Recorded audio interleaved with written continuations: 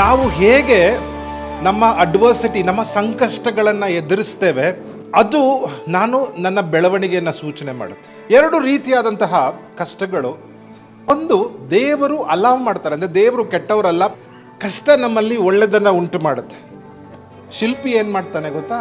ಒಂದು ಕಲ್ಲನ್ನು ತಗೊಂಡ್ಬರ್ತಾನೆ, ಆ ಕಲ್ಲಿನ ಮೇಲೆ ಇದನ್ನು ಇಟ್ಟು ಕೆತ್ತುತ್ತಾನೆ,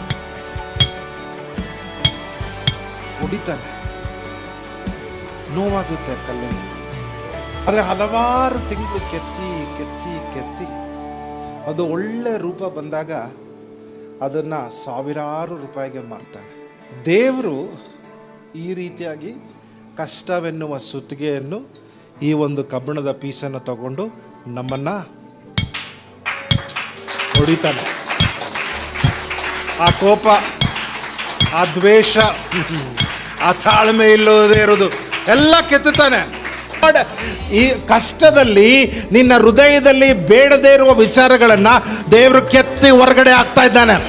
ನೀನು ಚೆನ್ನಾಗಿ ಕಾಣುವ ಹಾಗೆ, ಸುಂದರವಾಗಿ ಕಾಣುವ ಹಾಗೆ, ಕ್ರಿಸ್ತನ ಎರಡನೇ ಬರುಣದಲ್ಲಿ ನೀನು ಮೆಚ್ಚುಗೆ ಆಗಿ, ಪರ್ಫೆಕ್ಟ್ ಆಗಿ, ಮೆಚ್ಚುಗೆ ಆಗಿ, ಮೆಚ್ಯೂರ್ಡ್ ಆಗಿ, ಸಂಪೂರ್ಣರಾಗಿ, ನಿರಂತರವಾದ ಮಹಿಮೆಯಲ್ಲಿ ಕಾಣಿಸ್ಕೋಬೇಕಂತ ದೇವರು ಕೆತ್ತಾ ಇದ್ದಾನೆ ನಿನ್ನನ್ನು.